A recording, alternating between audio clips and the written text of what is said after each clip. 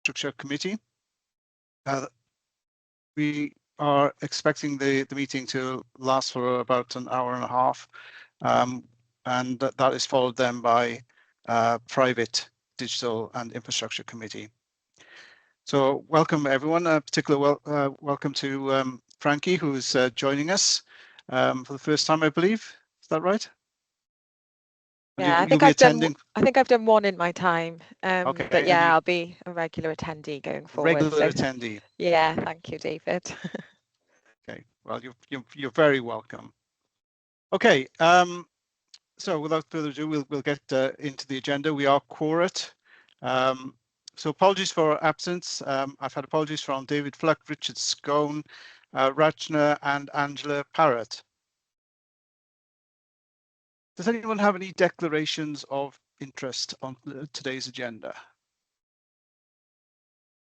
Oh, okay. Okay, so we'll have a look at the draft minutes, and I'll go through them page by page. If anyone has any amendments, additions, deletions, etc., if you could shout out, and we'll ensure that that is amended accordingly. Okay, so page 1, 2, 3, 4, 5, 6, 7, 8, and 9. Okay, so nobody's got their hand up for any amendments. So in that case, we will take those minutes as being approved. We'll move on to the action log. A couple on there that appear to be outstanding and to be included in future reports. So the digital roadmap and work program update and the IG data compliance, because they are to be included in the future reports. So are we saying that those are now closed or can be closed? David? Yes, thank you, Chair. I won't speak for James, but I know that one is closed because that is now included. I think with the roadmap and the work program update, we are beginning to put more and more of the timelines in as we can. So it's probably work in progress. So I would probably suggest that that isn't fully closed until such time as we've nailed it in terms of being able to be quite definitive in the way that we convey the time frames, if you like. Okay, and when I was looking at the committee annual report, it says for the annual report to be amended. I couldn't remember what that exactly was about and whether that has now been done, because we certainly looked at the committee report, annual report, haven't we? Hi, David. Sorry. Yeah, this has been amended and confirmed. I'll update the action log to reflect this as well, that it's been complete. That's brilliant. Thank you very much. So we completed the action log there. Just to confirm, as a chair, I've not been asked to take any chair's actions since the last meeting. Okay, do we have Jeff with us yet? Ah, Jeff, there you are. Yeah, see you now on my just screen. Apologies. Sorry, but no worries. You're here for the important bit, which is your slot on the agenda. So if we could move on to that, please, and if you could take us away with your report. Yeah, I don't know how much do you want me to go into it, but or just pick out the highlights and assume people have read it, or yeah, assume with all these papers, Jeff, I like to assume that people have read the papers. So if you can just highlight the things that you think you want to draw a particular attention to, and then we'll open the floor to questions. Okay, so the paper just gives an overview, and again, apologies if there's things in there that you'd sort of like to know a bit more about. I'm just trying to get the balance and understand a little bit about, the level of information is suitable for the committee. But basically, we've looked at, obviously, we look very heavily at risk management. We have, a significant number of the portfolio is made up of a number of departments. So each of those departments has a risk register, which feeds into our overall capital estates and facilities risk register. And estates, and particularly the estates one, is obviously a key one in relation to this to this committee. And you will see that we monitor them on a bi-monthly meeting. Every risk has gone through on a bi-monthly meeting to see where we are, and new risks may be added, others taken away as we move through. But you'll see there the number of risks that we are carrying at the moment. We have, in excess of 70 risks that are in our 20 plus category, and 153 in the amber category, which is, reflects, I think, the condition and the age of the building and estate that we have. And clearly that helps us to identify where we put our spend when we get our any money made available to us, or the opportunity to bid for money. We are able to go to our risk registers and effectively pick off, if you like, the next top risks that we are dealing with. So significant amount of work has gone into that. We are in the process of moving that over from a system that we had operated for quite a while over to AMET now, which has taken a little bit of time, but we're in that process at the moment. So that is risks. In terms of then what we're calling an estate assessment project, I'll dress this up. It's dressed up in that way, but it's a condition survey for all intents and purposes.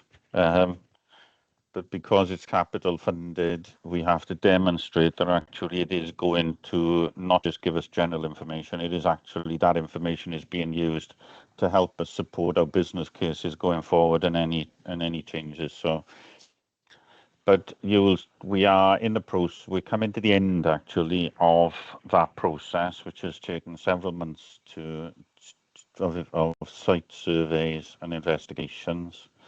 We've completed UHW now in its entirety, and I'm just waiting for the feedback for the initial report to come back on that one. And then we are virtually there on UHL, and then we're picking up the pieces at the moment on our community assets. But it is looking at the building fabric, the mechanical and electrical infrastructure, functional suitability, and we have been undertaking drone surveys to check on the condition of our roofs and water goods. You'll see from one of the I'll say interesting but concerning as well as interesting things is that the picture there shows the roof above the theatre block at UHW. Which is a copper roof, and that roof is above the plant room, sits above the plant room, so fully laden with plant. And you can see that actually in the picture it shows significant damage to a particular area, and obviously corrosion to the point that the copper is now corroded through. So we have highlighted that obviously as a significant risk, and we need to undertake further investigation with a view to replacing that roof at a point, repairing first of all, but then replacing it. The charts that I've shown effectively show where we were at the time of writing this report in terms of the surveys, but as I've said, we've advanced since this and are very near to the completion of all of the surveys now. Moving on then to Operation Poet, that is something, as I'm sure most of you will be aware of by now, we undertook Operation Poet, which is a complete power outage on the UHW site in 2023. We extended that to UHL in 2024. Both of those exercises, again, are planned for for this year, one in September at UHL and one in October for UHW. We are in the process of UHL of reviewing checking the findings from last year to ensure that we've addressed all the actions that came out of last year's and moving forward in preparation for that outage on 19th of September. And then we will be moving on to UHW on the 17th of October. Both those dates have been chosen to align with the clinical services and to suit the clinical services. One of the major schemes that has been going on over the last couple of months has been the replacement of a main switch panel at UHW, we call a sub 2A, but it is a significant panel which serves all of theatres, the Public Health Wales laboratories, our laboratories, amongst other things. And we have been doing a lot of transfer of supplies over the last couple of months, which has taken a significant amount of planning, actually more planning than POET itself.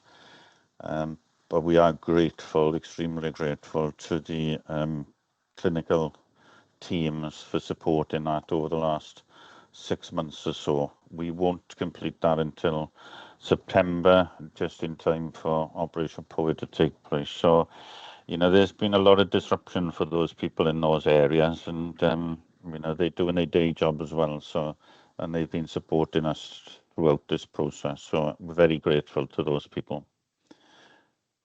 In terms of the capital programme for this year, we just had another CRL through, but in basic terms, this is our capital programme, which was approved by the board back some time ago, and we are moving fairly well through this process. It's a lot of it, as you can see, where you see TEF and the sort of thing, that's a target investment fund, a targeted estates fund, which is very welcome for us. It's ring-fenced money that comes in for certain projects and addresses a number of our risks. So very grateful for that funding support. And then we've got some major capital schemes, but not as much as we've had in the past. And that's, you know, it's a combination of Welsh Government not having as much money anymore, but some of the things that are continuing, which are high risk for us, are the lift upgrades, which will continue, and the tertiary tower electrical infrastructure will continue. So a lot of work going on there. Draw your attention to the decarbonisation, because this is probably slightly different. If you've been to UHL recently and you've gone to the lower car parks, you'll see that there's a significant arrays of photovoltaic panels down there, which basically cover the lower two car parks. And we're at the moment, we are in the process of installing similar solar canopy arrays at UHW on the top deck of the multi-storey car park, which will be completed by October. So significant energy savings, but also adding obviously to our reduction in our carbon footprint across the health board. I won't go into all of those schemes. They are there for information. Happy to take questions on them. Basically, I think probably, Chair, that is probably as much as I need to say at the moment, unless there's any questions. That's great. Thanks, Jeff, for that report. Catherine.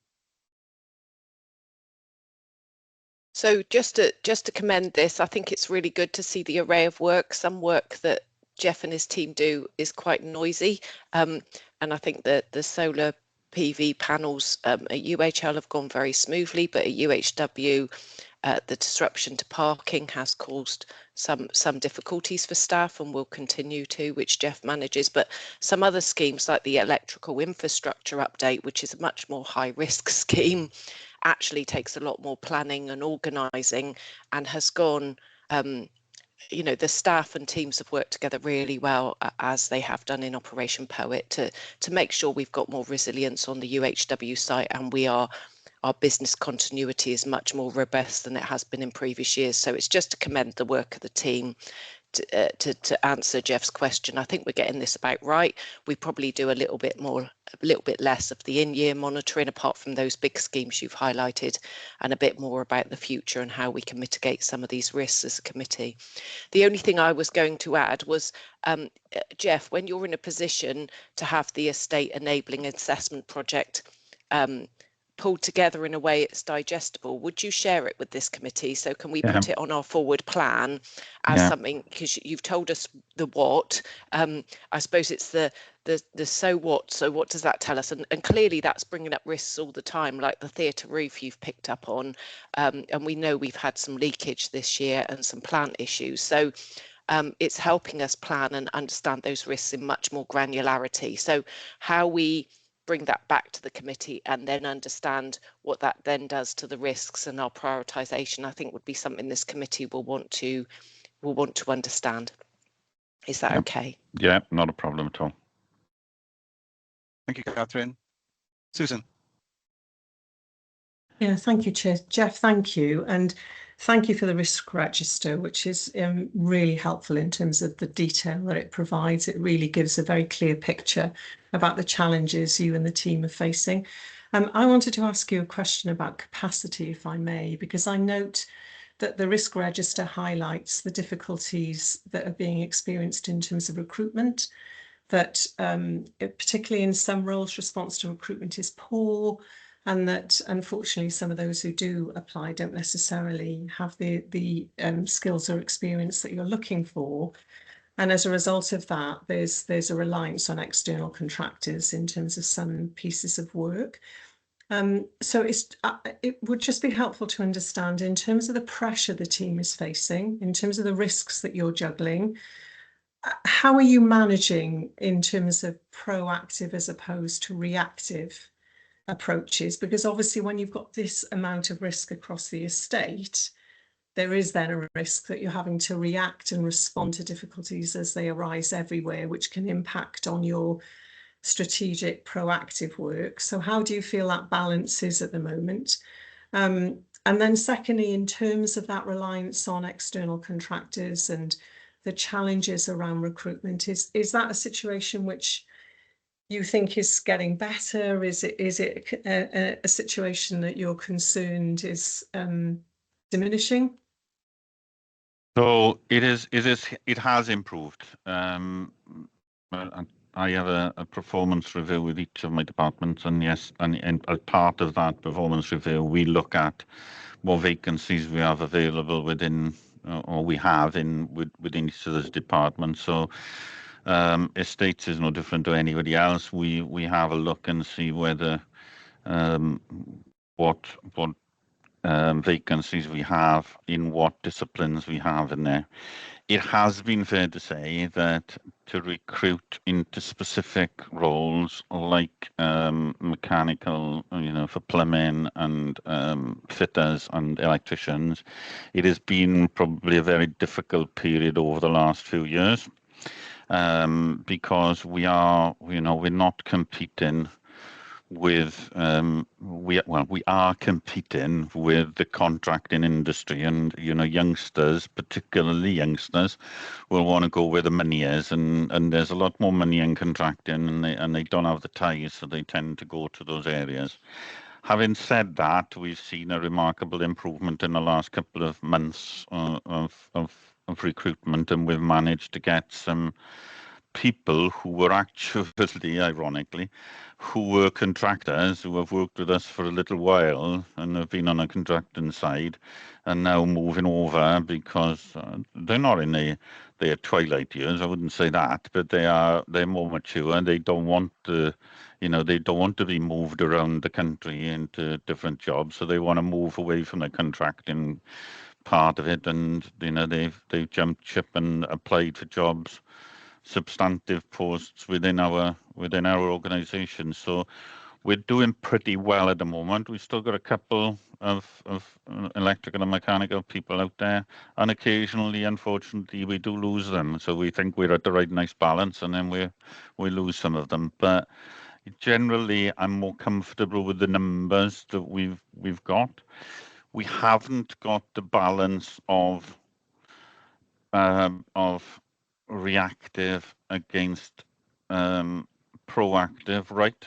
If I'm honest, we're looking at how we improve it, but we have to balance that against the workforce that we've got and the number of calls that we get from a reactive point of view. And as you can imagine, by looking at the risk register, by looking at the condition of the building, you will probably appreciate that we get a significant amount of reactive maintenance calls, which have to be priorities. And I'm talking of the thousands of calls really that we have. And I'm happy to share with you, Susan, if you're interested to see the latest performance report, so you can see the number of scheme jobs we have and how we monitor it, which might give you some assurance that that we are looking at every way possible.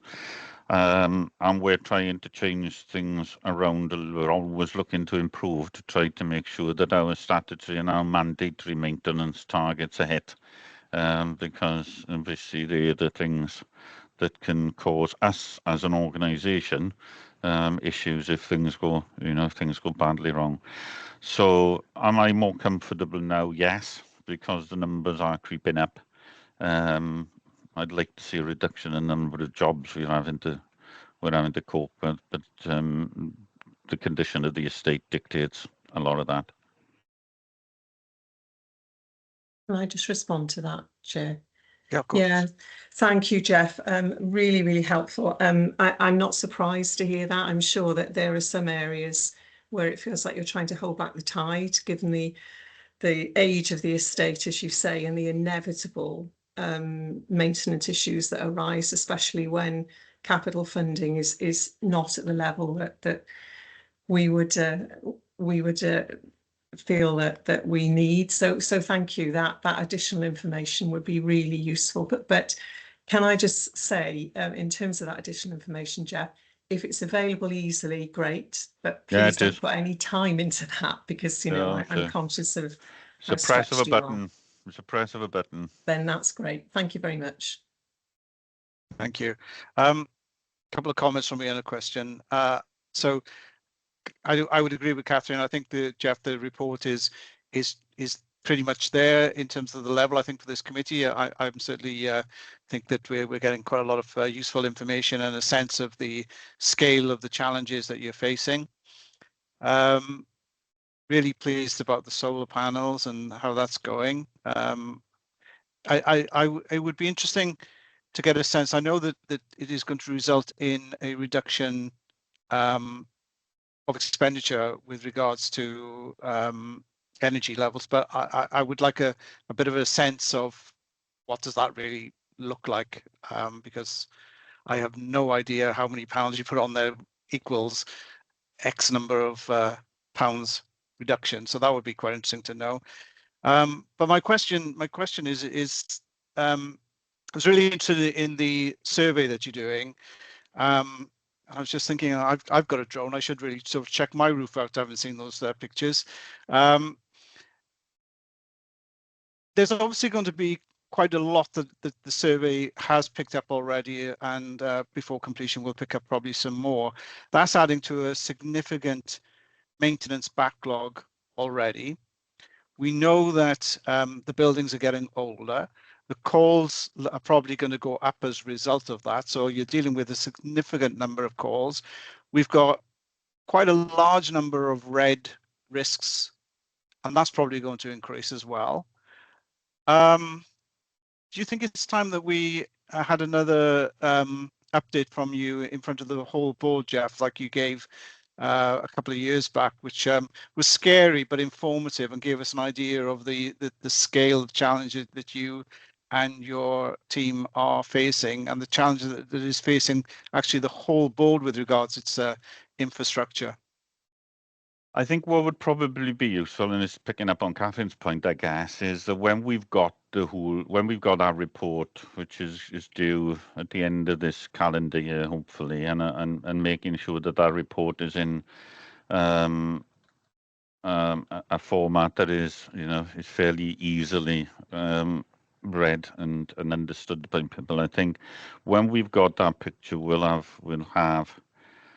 I think is probably the time that would be useful to go over that, to see how it has impacted upon our risk profile, and inevitably they're going to pick up some of the same things that we've already picked up. And then we've done a lot of work on our risk profiles before. Then we had the exercise, which I know Catherine and others will be aware of, but we had sort of a critical risk review by one of the members of the team that has worked here a long time and reviewed things that we'd sort of picked up as a result of Operation Poet the first time around we did it, and we put additional resource into trying to go out and actually pick those things up that perhaps we wouldn't have picked up as part of our normal risks. So one of those might be where we're non-compliant with some HTM guidance and how much of a risk that is. So and there was a whole host of that. We ended up with a number of additional red risks from that one, which have been added into the total. So I think this gives us the last piece of the jigsaw, in terms of that. So I would happy, Catherine and Suzanne will know, I'm more than happy to come and talk about the state of the estate and give various horrible photographs and everything else to demonstrate there. But I think once we've got that, report, and we've digested that report, and actually we've looked at how that report has affected, if at all, our risk profile, then I think that's probably the time to come back to the board and go through that report with everything else that is mixed in. Probably is my view, and I don't know whether Catherine has got a different view to that. But I mean that would be fine as far as I'm concerned, Jeff. It does make sense to have that more holistic feedback to the board. I'm just conscious that I think there'll be a number of independent members in particular who have just recently joined, and will not have the picture that we had a couple of years ago when you presented the picture to us, and obviously that picture has moved on. So I think next year, early next year would be a good time. Catherine? Yeah, I'd completely agree with Jeff's assessment. I think if we bring the report to the board, the first question that they're going to ask is, okay, Jeff, what does this mean? And I think it'd be good for him to have the time to understand and bring that back, and also reflect on, so what does that mean for our priorities? Because as Jeff has alluded to, the Operation Poet identified weaknesses we didn't know we had, and we've got the risks we know we have, and this work helps us understand what we didn't know. And so I think that will give us a more comprehensive risk analysis than we currently have, which I think is what yours and Susan's questions are sort of hinting at. As Jeff says, as we go along, anything that gets picked up, Jeff will be assessing and reprioritising, but how that impacts on our priorities in the short and medium and long term, I think is really important. The comment I was going to raise, and we could put that through this committee, but I think there's something about how we bring it back and bring that understanding to whole board, whether that's development or a public session.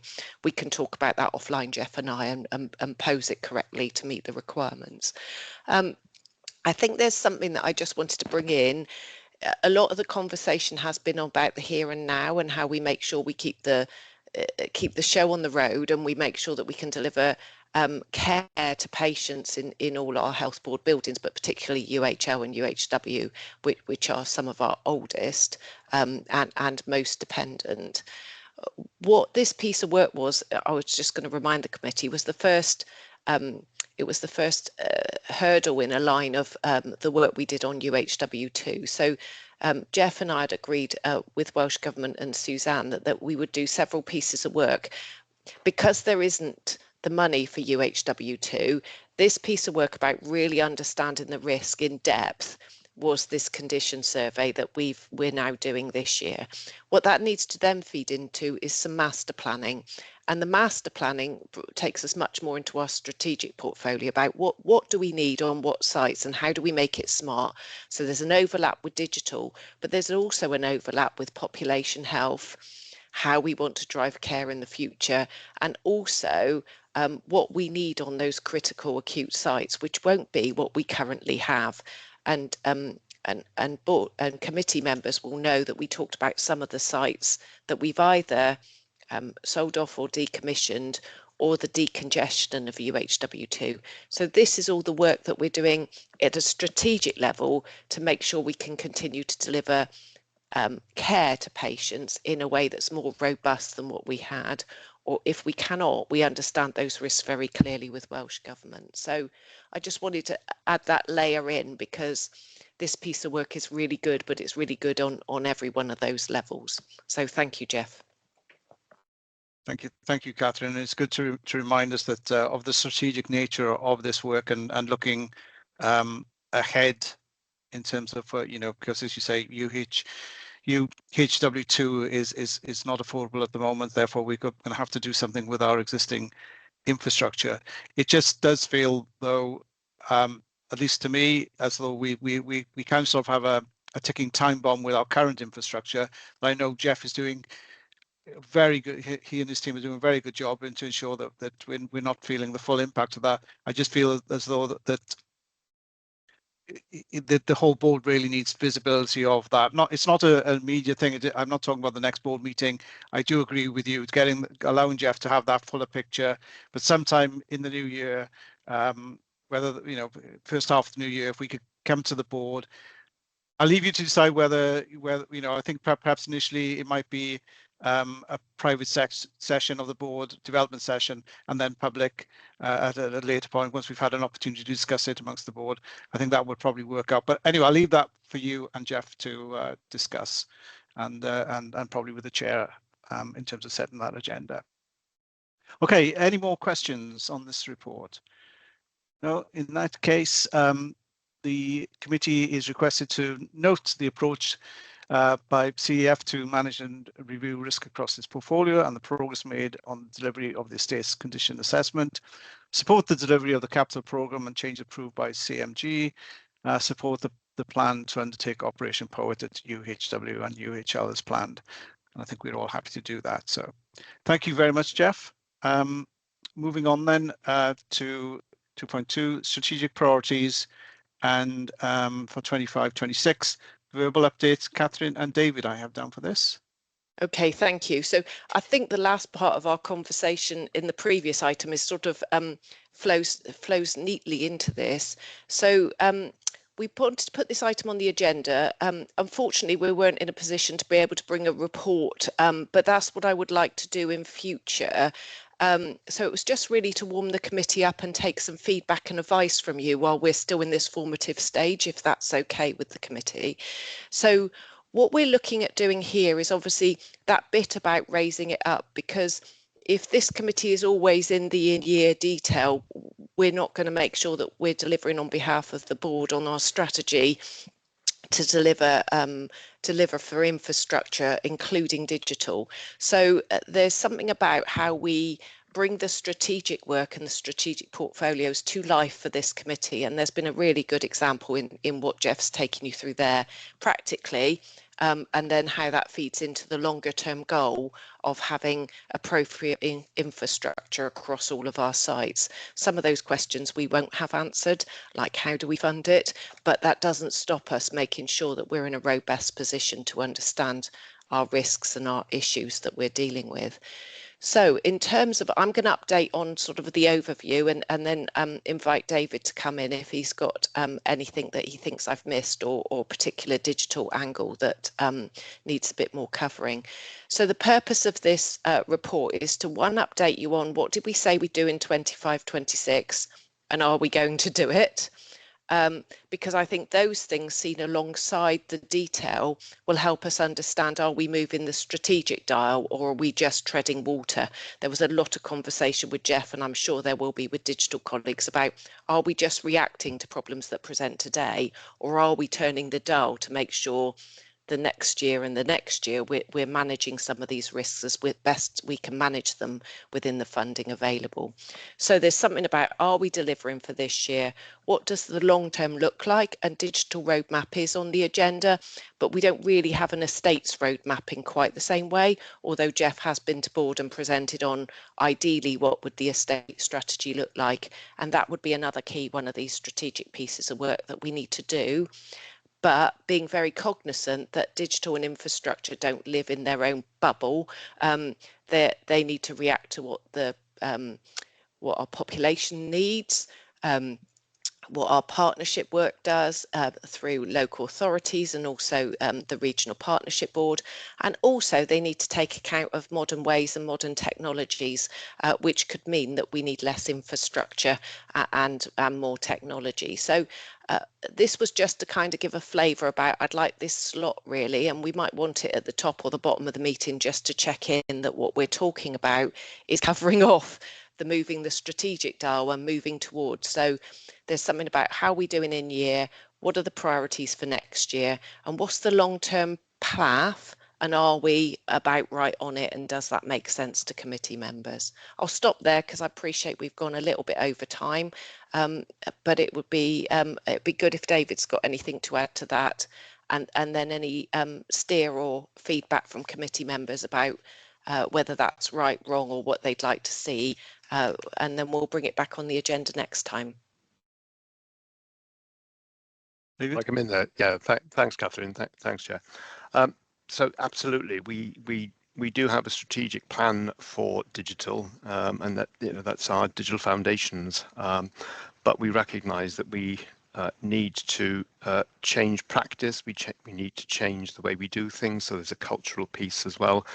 I can update you in terms of what the plans are for this year, but as Catherine has said, we need to produce I suppose it's a joint plan, isn't it, in terms of how we support the organisation going forward, particularly around the clinical services portfolio, because that probably helps inform the plan in terms of our future direction, what it is that we need to do.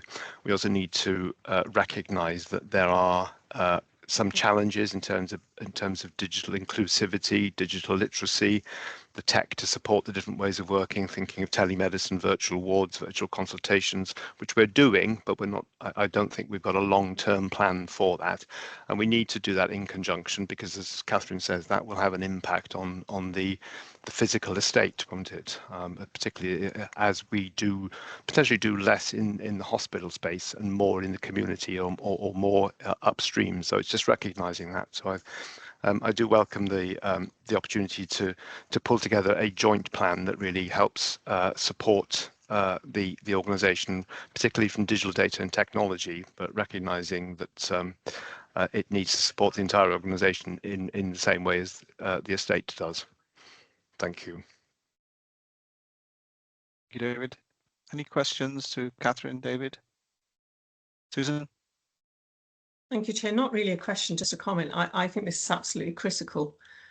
So thank you for bringing it to the committee today. And it was one of the reasons for my initial question to Jeff, how are we managing the balance of reactive, ongoing work, the business as usual work, and what impact is that having on strategic priorities?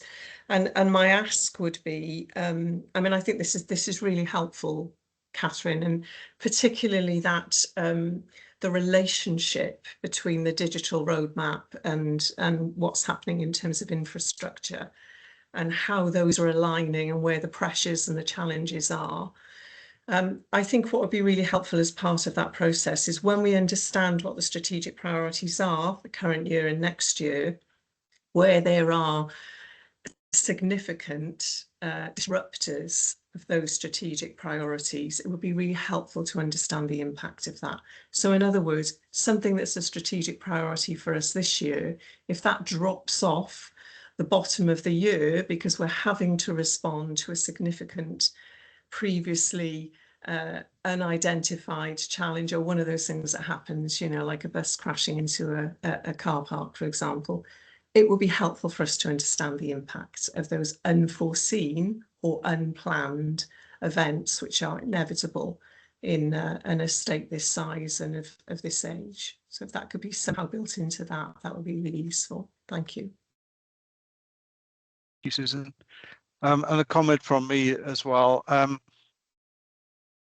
When we put together the strategic priorities for this year, next year, the following year, etc., it's obviously constrained by the current financial position, which is unlikely to change in the near future. What I think might be quite useful to give consideration to, and I don't know how we would present this, I think that we should try to identify the strategic gaps. So what I'm saying is, here's what we plan to do, but here's what we really should be doing. So just to give that flavor about where we're actually sort of missing out because of the financial constraints. So there's a lot of things that I know that we could be doing in the digital space, because I'm obviously more familiar with the digital space than I am with the infrastructure space, although we've already touched on UHW2, which we would do if we could afford it. There's going to be elements of the digital side of things, particularly around AI and the acceleration of AI, and the digital literacy side of things, which is not an overnight job, where I think we're already behind. So I think trying to identify some of those strategic gaps will give us greater insight of what potentially we could be doing and what realistically we are going to be doing, because I don't think we want to be presenting something that's unachievable, but we don't want to lose sight of ultimately what our target is either. So just a thought. We'll see what you come back with, and but if you could factor that perhaps into some of the thinking, that would be, I think, useful. Okay. Thank you. If we've got nothing else on that, we'll move on because we're a little bit behind time. Onto digital. David, over to you. Yes, thank you very much. So I will take the covering paper and the appendices in 3.1 as read. There is a very brief presentation that Angela was going to talk through, which she shared with me earlier this morning. So I will, if I may, share my screen and see if I can put that into slideshow. Can I just check, Chair? Can you see that? Yeah, in slideshow. Thank you. Excellent, thank you. So this is just an update on digital foundations, which I suppose does address some of the strategy challenges that we've rehearsed in this committee previously. So this is just an update in terms of where things are at, really. So just to recap, the digital program business case, which we're working on, is seeking the capital funding from the All Wales Major Capital Programme via the annual BJCs, and they will be submitted through a process which I'll quickly take you through. There's clearly a clear trajectory, we're working up clear costs and clear plans on how we're going to meet the minimum HIMSS level of the electronic medical record level 3 standard as we move towards an electronic patient or an electronic health record, which is consistent with what Welsh Government are looking to commission. It's important to note there that not everything is in scope. Some cases will be prioritised over others, and we can talk through a little bit about that in a sec. So if I just move us on to the update. So the team have run more than 70 workshops, deep dives and meetings now with the wider organisation to ensure that it's co-produced in the way that we've previously discussed. We've now got the first draft of the 5-year roadmap. The barriers and the risks there have been identified, and they're cultural as well as technological, as we've previously talked about. So we've now got the high-level programme business case, and the business justification cases are in draft and are being worked up unfortunately, they weren't ready for committee for today. So just to confirm, the year 1 BJC is likely to, or will include, the electronic observations, clinical notes, order comms, such as electronic test results and e-referrals, and importantly, some of the supporting infrastructure. We are looking at whether we should include the EU workstation replacement, because there's a need for us to be able to capture and report on data differently, and patient comms, although that patient comms is probably reliant more on the NHS Wales app. I can talk a little bit about that as well. So things to do, we need to conclude the data gathering, and we need to validate the benefits that we've identified. We need to prioritise the roadmap years 2 to 5. I think we also need to share those with our colleagues within capital estates and facilities, just to make sure that we are aligning, just to pick up the previous conversation we've had. There's some scoping discussion that's needed with Welsh Government and with the interim Chief Digital Information Officer for Wales. I've had initial discussions with him, and I know that Angela and the team have spoken to the head of the Capital Estates Programme at Welsh Government as well. So we're further iterating the PBC, the BJCs. We're ensuring that the benefits case stands out, and we're essentially refreshing the digital strategy to include the target operating model for how we deliver services, and also the target operating model for how the digital foundations themselves will be implemented. In terms of risks, there's a question mark around the funding, question mark around what Welsh Government's plans are for National Electronic Health Record, and obviously we're going into a period of change potentially, and what that might mean for a request for funding that spans a number of years. As you know, the digital maturity within Cardiff and Vale is low. It's not just the culture, but also the technology. Some of the concerns that people have raised in the workshops have been things around training, the upskilling of people. So I've been working very closely with Rachel in terms of making sure that the refresh of the people and culture plan addresses this, because clearly there's no point in us investing in new systems and new solutions if people are unable to be confident and competent in using them, so we won't be able to realise the benefits there. So we're at the pre-deep analysis and pre-procurement stage. We need to be confident in the cost range. I know people have been asking about how much we are going to be asking for, and I can give you a sense that the capital ask over the 5 years is circa 20 to 25 million. So that would work out at between probably 4 and 5 million per annum from the All Wales Major Capital. We're very clear that the ask is for additionality. It's not for us asking Welsh Government to fund our backlog in any way. So in terms of the governance plan, we've set out here how we are taking the Foundation's business case and the first BJC through the internal route. You can see there CMG, followed by value and benefits realisation, sign off through SLT, then it goes to 2 committees, including this one, before going to public board on the 27th of November for sign off. And we are working with Welsh Government to understand what their process is in terms of governance there. So the draft roadmaps will be outputs from the workshop, and these are in the process of being prioritised. And then the other thing that Angela has shared at very high level are the timelines in terms of what it is we are seeking to address over the years. I will make sure that these are available to you after the meeting rather than going through them in any detail. I understand time is short this morning, and then there's a similar one for our infrastructure roadmap.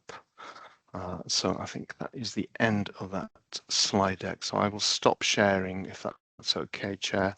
And just to remind committee that within the document we had 2 appendices. One was an update on the things that are in our annual plan, and the second is a tactical update, if you like, on some of the activity which sits outside of that sort of strategic work programme, but is reflective of things that we are doing here and now. Thank you, Jeff. Thank you, David. Any questions for David? No. Okay, I've just got one comment, David, and I don't expect you to respond. It's 25 million or 5 years just seems a bit low to me, but I know there are other joint things going on with DHCW, so perhaps I don't really understand where all the funding's coming from, but it just seemed a little bit low to me. But no doubt we can get into a little bit more of the detail in further committees, and perhaps you and I can have a discussion at some point. You want to come back on that, David? Yeah, very briefly, if I may, Chair. Thank you.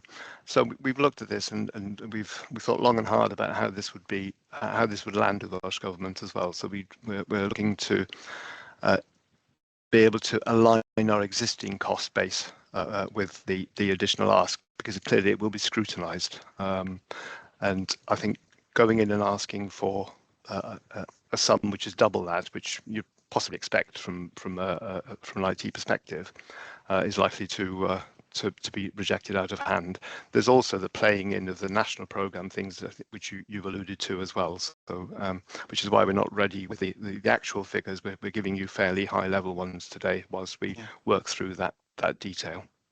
Yeah, I think so. Look, so long as the ask from a monetary perspective matches the ambitions of what's being delivered, that's okay.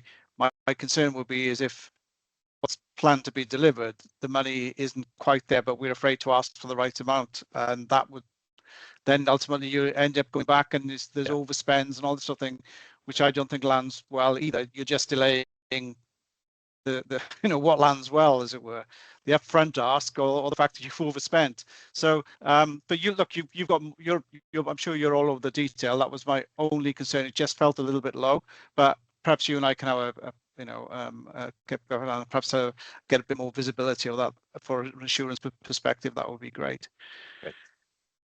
Okay, thank you. So the board, the committee is asked to note progress on the updates which we have done, and still on you, David, I believe, corporate digital risk register 3.2. Yes, thank you very much, Chair. Again, I'll take the covering paper and the register as read. The one risk that remains in red status is cybersecurity for obvious reasons. There are no changes to the others that are sitting in yellow status with a score between 8 and 9 at the moment. There is one that we're proposing to close, which is the effective resource utilisation. That particular risk related to us being able to deliver against competing priorities. We've rejigged the digital services management PMO, if you like, to be able to prioritise and deprioritise things that come in, so that we are able to manage those things that the organisation feels are most important. So on that basis, we feel that we are able to manage that risk currently. So the proposal is to remove that one. Again, happy to answer any questions. Any questions for David on risks? No. Okay. So I think we're just asked to note the risks. Moving on then to 3.3, IG data compliance. James. Good morning. Thank you, Chair. So this is a standing item that provides an update on a number of key information governance performance indicators. IG department is still resourced at 5 full-time equivalents. We continue to review a large number of health board IG-related incidents via data reporting system. There were 116 incidents reviewed between May and June this year. This doesn't represent a significant change from previous committees. Out of these 116 incidents, following a review by the Court of Guardian and CSIRO, 3 of these met the threshold to report to the ICO, and these are further detailed in the private papers. Freedom of information from compliance for the last 12 rolling 12 months is displayed in the first graph. The number of requests for compliance remains largely unchanged at 61% and 91% per month, respectively. Moving on to requests made for medical records. Compliance has increased to 37%. There's been a month-on-month increase since November 24. However, despite this, compliance continues to remain well beneath an acceptable level. Requests remain high at 305 requests on average submitted per month.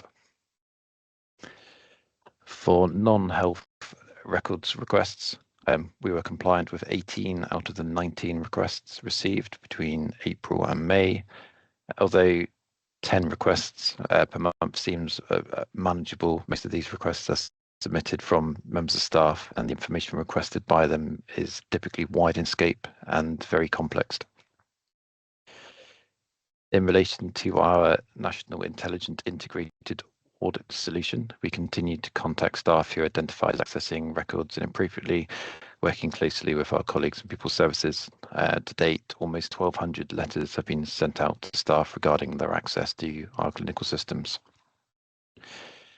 And finally, mandatory IG training figures since the last committee have increased slightly to 72% for all health board staff. And as requested at the previous committee, I've tried to attach a trend graph for the last 12 months per clinical board. I have additionally previously shared a breakdown by staffing group. I don't know how helpful that trend is, but I'm happy to provide any additional figures to future committees if that is helpful. I'm happy to take any questions if there are any. Any questions for James? Susan. Thank you, Chair. Thank you, James, for taking us through it. And I think it was my request, actually, that we would see trends, and that is helpful. Thank you. It's very helpful to see the timelines, particularly when it moves in the right direction, but also helps us to understand where the pressures are if things are becoming more of a challenge. I just wanted to ask a question around health record requests, if I may, James, just to understand why there are delays. So I note that there are 54 requests from April and May that remain open. So it would just be helpful to understand why that happens, why some requests are taking longer than others to resolve. Is that to do with capacity within the team? Is that to do with complexity? What are the drivers for some of those delays? Thank you. So there's an overwhelmingly large number of requests that are submitted. As you can see per month, that's a very high level for a very small team to manage. Because the information here is clinical, by law that requires a clinical review. So every request needs to be clinically signed off to ensure that we're not disclosing health information to individuals that might cause them or a third party physical or mental harm. So every single one of those requests needs to be signed off by the last treating doctor. That is a very, very slow process because a lot of our patients see multiple clinical teams. So it's very challenging for a single doctor to sign off every single bit of health information contained within these very large and wide requests. So there are delays with that process. As I've previously said at previous committees, our process for medical record SARS is very, very manual. And a lot of the information in relation to the delays is lacking. So we can't target where the delays are. We know there's some complexities, like I've just mentioned, around the clinical sign-off process, but actually trying to locate where there are delays and where there can be improvements is very difficult when there's a manual process that isn't particularly well documented. So I keep promising this, and it will be delivered. But once we stand up our single front door to make these requests, everything will be automated and we'll be able to pinpoint exactly where the delays are. See, I can't give a date because we have a very limited resource and this piece of work isn't funded, so we're trying to do it in our spare time. But once it is stood up, we will be able to identify and therefore improve where these delays are. But in summary, we believe most of the delays are around the clinical sign-off process, where the system is just completely overwhelmed with an increasing number of requests. Can I come back in, Chair? Just briefly, James, thank you. That it's really helpful to understand where the challenges sit. And just so is your department driving that? If the delays are sitting within, understandably, within the clinical processes, is it your department that's having to manage and lead on that? No, it's not. Okay. So, unlike FOIs, this function doesn't sit within the information governance portfolio. It sits within the medical records portfolio, but we have a massively devolved estate where there are something like 20 individual clinical teams that manage their own requests. So it is very convoluted, and our role here is to ensure GDPR compliance by advising those teams. I don't have any management responsibility for the process.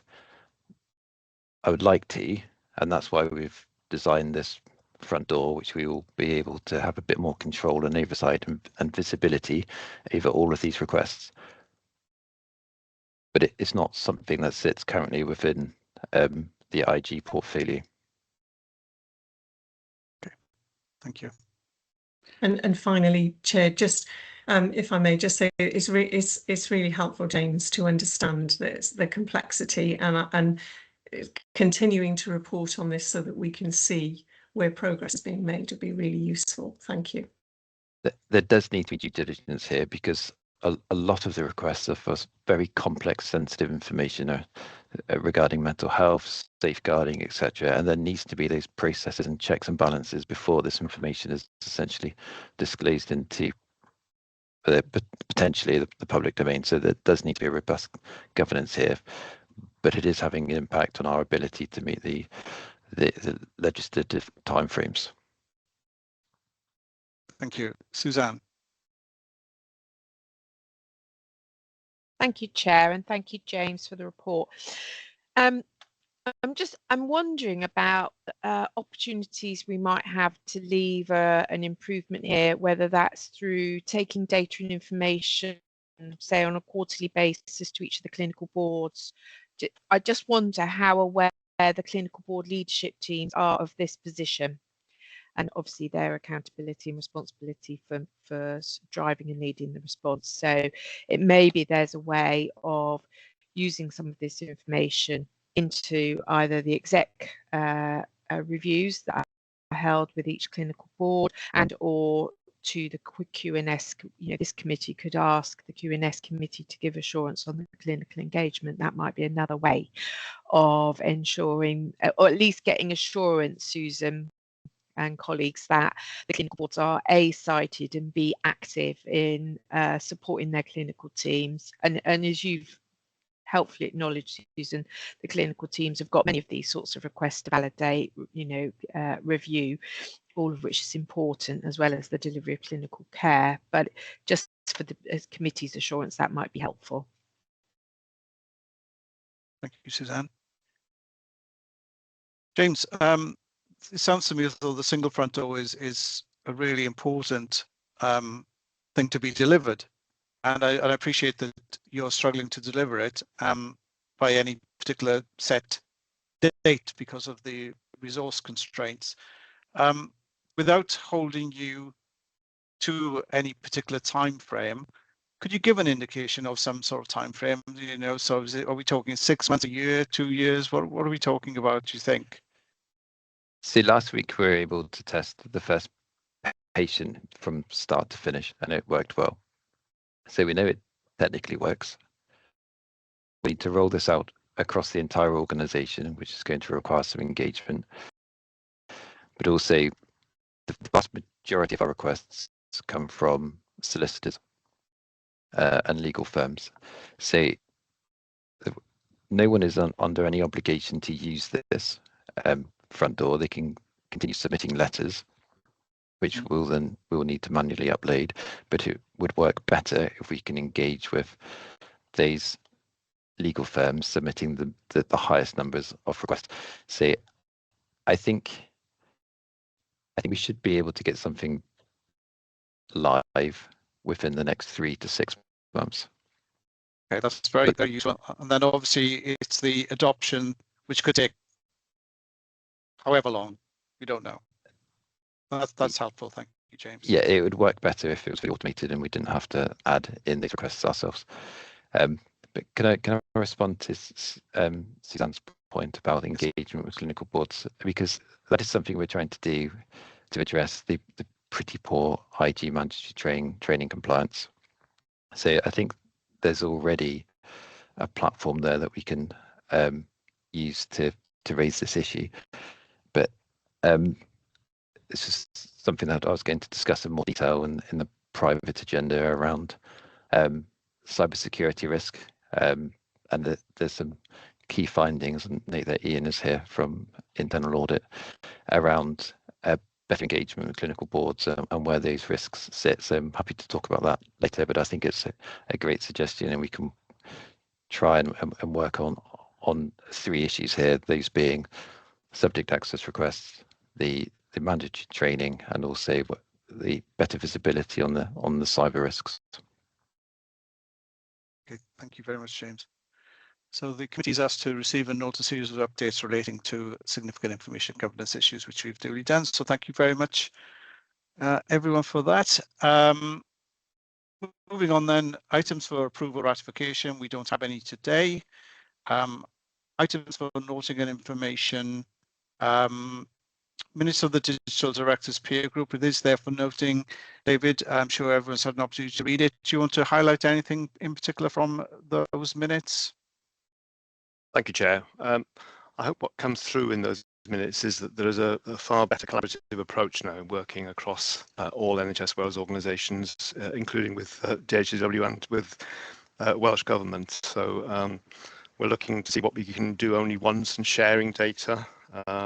I think things like the target state architecture work that DHW have set off will help all of us in terms of identifying potential gaps in our maturity as we get ready for electronic health records. The only other thing I'd add is that there has now been established a national Caldicot CSIRO group, which myself and Richard Scone, as our Caldicot Guardian, sit on, and that's only met twice thus far, but it's been really helpful in being able to bring together a consensus on how we should be managing things. So I think that's to be welcomed. Thank you. Okay. Thank you very much.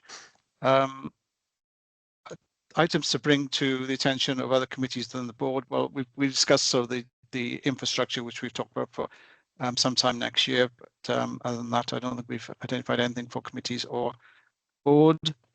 Any other business that anyone wants to bring up? Okay. So agenda for the Private Digital Infrastructure Committee, which follows immediately after this. Cybersecurity, Caldicot Guardian, Digital Transformation Review Board self-assessment, Community and Mental Health System Paris replacement. Review of the meeting. Hopefully the meeting's gone okay, run a little bit over time. But if anybody has any feedback, happy to receive any feedback regarding the way the committee is being run. The date and time of the next meeting is Tuesday, the 11th of November, 2025 at 9 AM via MS Teams. Finally, I have to read out a declaration to consider a resolution that representatives of the press and other members of the public be excluded from the remainder of this meeting with regard to the confidential nature of the business to be transacted, publicity on which would be prejudicial to the public interest, Section 1, brackets 2, Public Bodies Admission to Meetings Act 1960. Okay, so we have a separate link for the private meeting. It's now 10:10, shall we say, 10:15. Chance to stretch your legs, come for a break, etc. I'll see you on the other link at 10:15. Thank you very much. Bye, everyone. Thank you.